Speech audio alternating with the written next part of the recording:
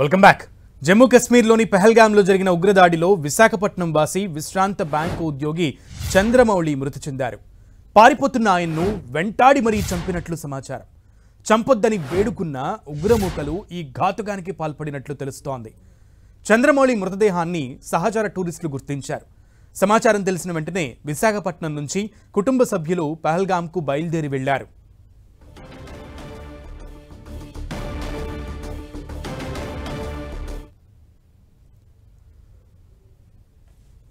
పెహల్గాం ఉగ్రదాడిలో చంద్రమౌళి మృతి పట్ల పలువురు ఆవేదన వ్యక్తం చేస్తున్నారు. చంద్రమౌళి నివాసం ఉంటున్న అపార్ట్మెంట్ వాసులు దిగ్భ్రాంతి వ్యక్తం చేశారు. ఈ నెల 18న వెళ్లిన ఆయన 26న వస్తానని చెప్పారని అపార్ట్మెంట్ వాచ్మెన్ సుధాకర్ తెలిపారు. ఆయనకు మొక్కలంటే చాలా ఇష్టమని, వచ్చే వరకు ఆ మొక్కలను బాగా చూసుకోమని చెప్పారు వాచ్మెన్. తమతో సన్నిహితంగా ఉండే చంద్రమౌళి ఉగ్రదాడిలో చనిపోవడం బాధగా ఉందంటున్న వాచ్మెన్ సుధాకర్తో మా ప్రతినిధి జార్జ్ ఫేస్ టు ఫేస్.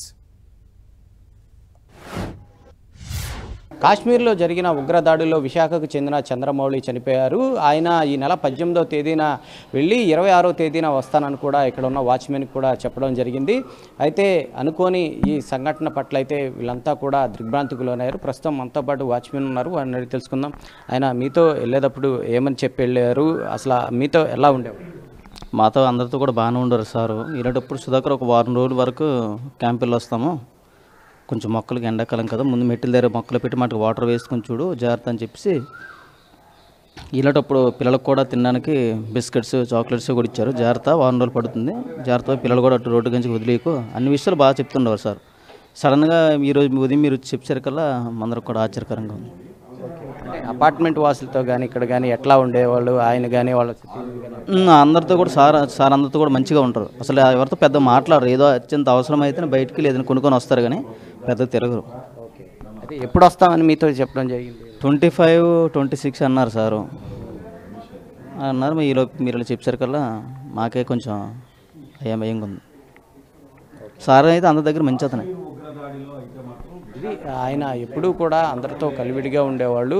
ఆయన వెళ్తూ కూడా అంటే ఈ నెల 18వ తేదీన ఆయన కాశ్మీరు పర్యటనకు వెళ్ళడం జరిగింది. ఆయనతో పాటు వాళ్ళ స్నేహితులంతా కూడా 6గురు వెళ్ళారు. వెళ్ళిన తరువాత నిన్న ఈ సంఘటనలో ఆయన మృతి చెందడం జరిగింది. ప్రస్తుతం అయితే ఆయన మృతదేహాన్ని ఎయిర్ ఇండియా ద్వారా ఇక్కడికి తీసుకురానున్నారు.